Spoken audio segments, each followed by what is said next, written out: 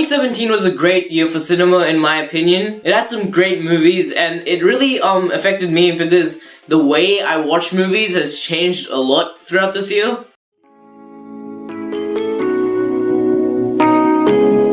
Now keep in mind that there was a few movies that I couldn't see. This includes The Shape of Water, The Disaster Artist that I really wanted to see, Wonder, and a whole lot of other movies that I've heard are great but I just couldn't see yet. Now starting the list at number 12 is Thor Ragnarok. Oh, I've missed this.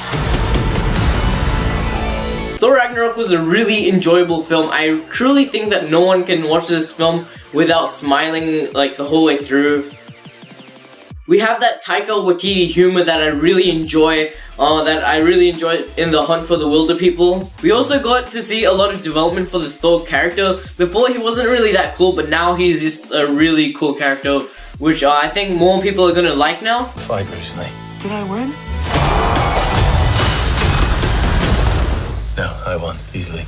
At number 11, I have Okja. Okja was a Netflix original film that was really enjoyable for me. Came out at like the start of the year. Has like a really heartwarming message, and but the story is actually like really action-packed. A great watch if you haven't watched it. A lot of people haven't actually watched this movie. I highly recommend it. The way the film depicts animal cruelty and everything doesn't feel very forced. It feels very natural, and that's the main reason why I enjoyed this film. Also, it just has some really great performances and overall really good film. At number 10, I have a film that is really loved this year, which is Lady Bird. Even though I didn't really connect with this film as much as other people did, I have to say that this is a great made film and I really enjoyed it. The acting is really great and it's just a really solid coming to age film. And number 9 is the film Coco. Coco is the newest Disney Pixar film. The main thing I loved about Coco was how it depicted the Mexican culture,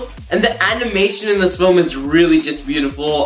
I think it's worth it to watch in the theater just for the animation because it's so detailed and lovely. Also, the characters in Coco are very well put together, really enjoyable to watch. At number 8, I have the film Brigsby Bear. Brigsby Bear is an indie film that isn't very popular. It has Mark Hamill in it from Star Wars. It's really heartwarming to see this boy who wants to make a movie and he ends up doing it, and it's a wonderful story. It's really relatable, especially for me, and that's why I really love this movie. At number 7, I have the film The Big Sick. The Big Sick might sound like a sad story, but this movie is hilarious. One of the best comedies of this year. This film is at number 7, and that was really hard for me because I absolutely think that this film is a masterpiece. It's just the other films in this list I favored a bit more. Also, not a lot of people have seen this, and this is with a lot of movies this year. The great ones, a lot of people haven't seen them. Girl, she's white. A white girl? Hey, you can't look like you and a white girl. It's okay. We hate terrorists. So if you want to have a really fun time, make sure you watch The Big Sick. At number 6, I have the film Baby Driver. Baby Driver is Edgar Wright's newest film. This film is really fast-paced, it has amazing editing, it has great characters, it's really enjoyable to watch. I think this is actually one of Edgar Wright's best movies he's ever made. And this movie is just a really great time. Definitely go watch it if you haven't seen it. At number 5, I have Star Wars The Last Jedi. Star Wars The Last Jedi is a very controversial film, as a lot of the fanatics and fans don't actually like this film, but a lot of the critics do. I'm on the side that I do like it really. I like it a lot. It does have its problems with the start pacing, and there's a plotline that doesn't really need to be added, but the rest of the movie is absolutely fantastic. I love the way it added new stuff to the Force. A really interesting movie. Really enjoyed it. Great cinema experience for me. At number 4, I have Christopher Nolan's newest film, and I'm really excited for Christopher Nolan's whatever film he does. I like most of his films, and the film I'm talking about is of course Dunkirk. There are 400,000 men on this beach.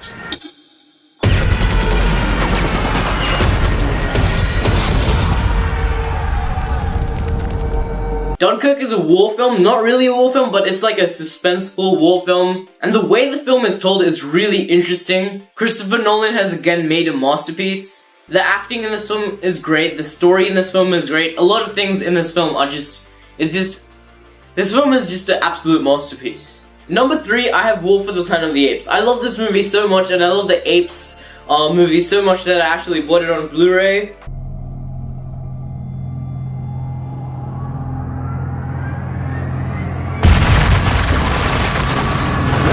But yeah, this film follows Caesar, and it's like an internal struggle, which I always love. And in conclusion, I just think it's absolutely a great conclusion to the Apes trilogy so far.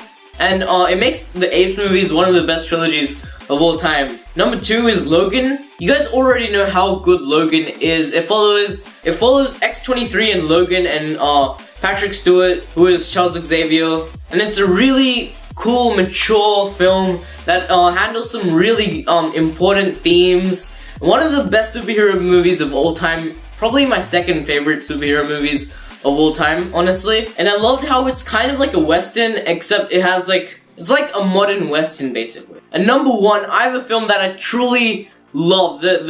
Everything about this movie is great. The one flaw I have is still, it doesn't matter because this film is just so good.